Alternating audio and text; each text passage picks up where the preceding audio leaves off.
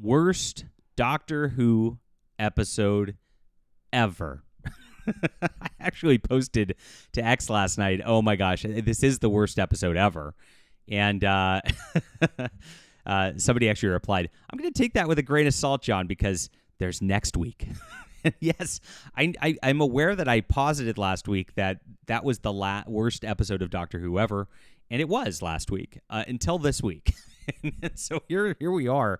We've got the diversity hires that Russell T Davies had come in and write these episodes. Last week was the Nigerian guy who they wanted to put his Barbershop Chronicles play that Russell T Davies apparently was enamored with and wanted to make it a Doctor Who episode. So they did the exact same thing as a Doctor Who episode and made it the first all-black Doctor Who.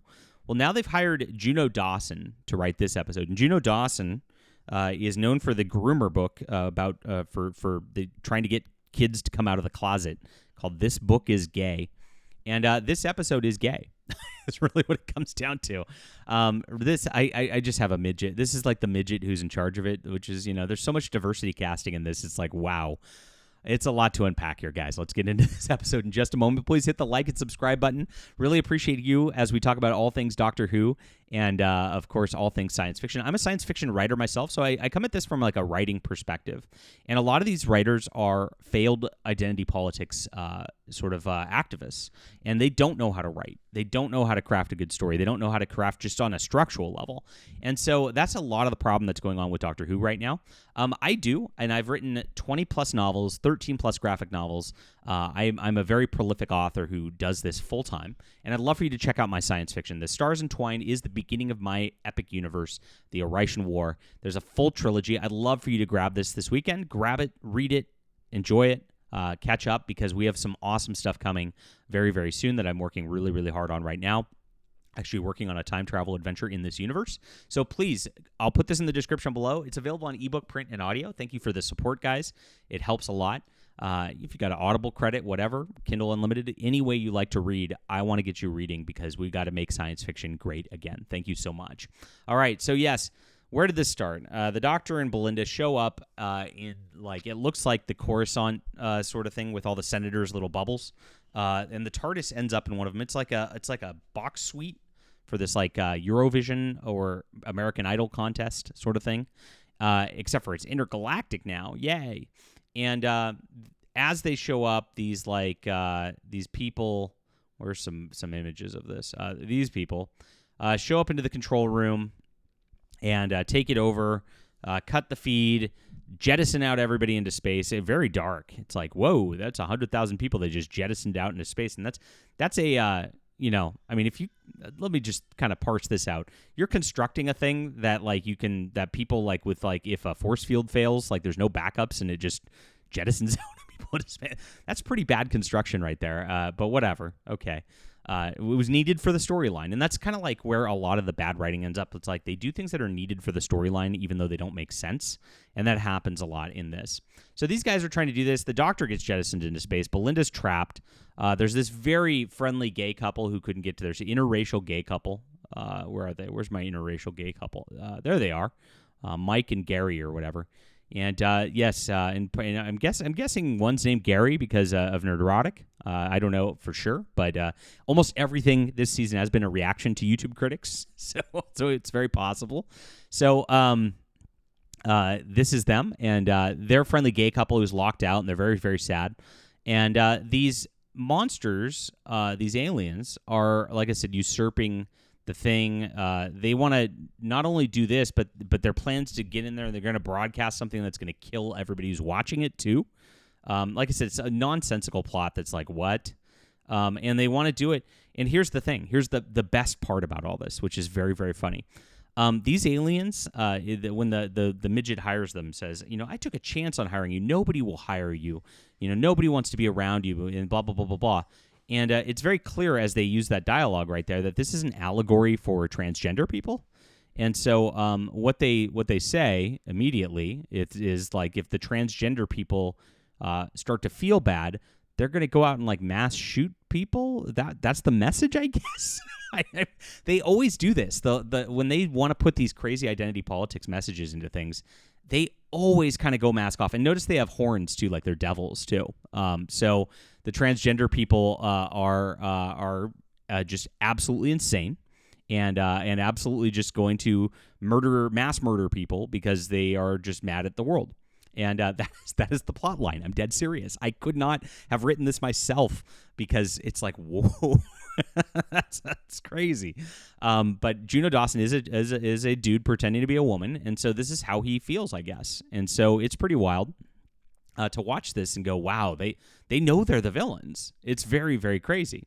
So the Doctor's jettisoned into space. They bring him back, and I hate the ones where like they did this in a lot of TV shows now where they get jettisoned into space. You get jettisoned into space, you don't like. They freeze in a stasis and they hand wavy emit. They use some like technobabble to try to say why that was happening in this one. At least they did that, because sometimes they just have them go out into space and then nothing happens, and it's like, that wouldn't work in reality.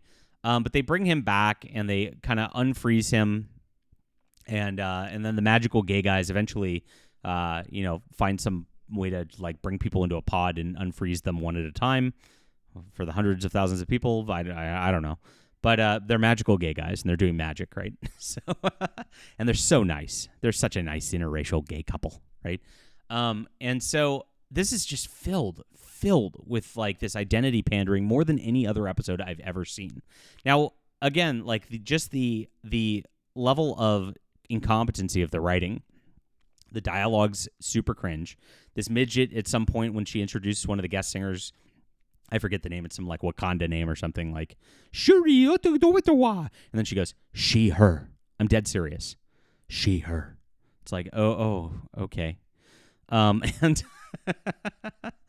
and the dialogue's so bad. The Doctor is, like I said, just out of it the entire time, and he comes back, and it gets really weird because the Doctor like eventually gets mad at the Troons and starts like threatening them and saying he's going to make their lives hell and all that. And Belinda has to stop him because he's so angry at them because I guess they were killing so many people. And I'm just like, you're really missing your own message here. Like the transgender aliens are killing. The Doctor is trying to eradicate them because he's so angry. Like what? It's a jumbled mess. It really is. And then like it all wraps up really about 2/3 of the way through the episode. So they finish the episode about 2, and then the rest of it is just like after effects. So you're not even on your seat for like the entire thing. Like the pacing like is all screwed up because they've already solved the problem 2/3 of the way. The guy's like done. The bad guy's done, and that's that. Then you have to watch a singing competition, and you get to interact with the gay guys. And the gay guys go even more cringe. There's a point where like the Doctor shows up and he interacts with the gay guys and he kind of flirts with the black guy.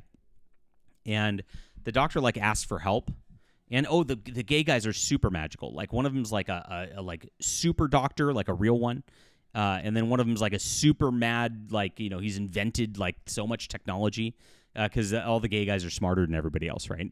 It's like okay, it was just absurd. All the characters just are there for the convenience of the plot and just totally fake and gay. And so the black guy at some point goes, the Doctor asks for help, and he goes, I'd do anything for you, Doctor. Anything. And this is where it's like this Juno Dawson like self-insert sort of thing. And this is all they write. Like they write their fetishes. They write self-inserts. I guess the trans aliens another self-insert. And then this is like some sort of fanfic shipper thing where Juno Dawson, I guess, has a crush on the Doctor and wants to bang the Doctor. And so he writes that into the show too. And so it's just so terrible. It's really unwatchable. Now it gets insulting, and this is the next part where it's like Russell T Davies and crew are not content just to do this and have their own show doing this. They make sure everything's tied back in continuity, and so they actually bring back the actress who played Susan, the original companion from the original Doctor Who. She's the only one left alive, for like little flashes in there calling him grandfather, just to like make sure, this is tied in for continuity for all Doctor Who. And that's how they kind of force it to be year zero. So you're stuck and you can't even like enjoy old Doctor Who because this is a part of it now, right? And so that's their intention. It really is a destruction of this stuff with identity politics intentionally. And the next part is this whole mystery they've been building up. It ends up the character is the Ronnie from the Colin Baker era. And so the the Mrs. Flood lady is actually some regenerated version of that, and she regenerates again into an Indian woman again. Another replacement. So you got the replacement Ronnie, you've got the magical gay couple, you've got the aliens who are transgenders, and there's one more transgender thing that's really funny here. And you've got the midget lady in the control room. It's like, holy. And then, of course, there's the gay black doctor and then the Indian companion, too. It's like all they're doing is just checking identity boxes and forgetting to put anything interesting into it to follow along for a plot.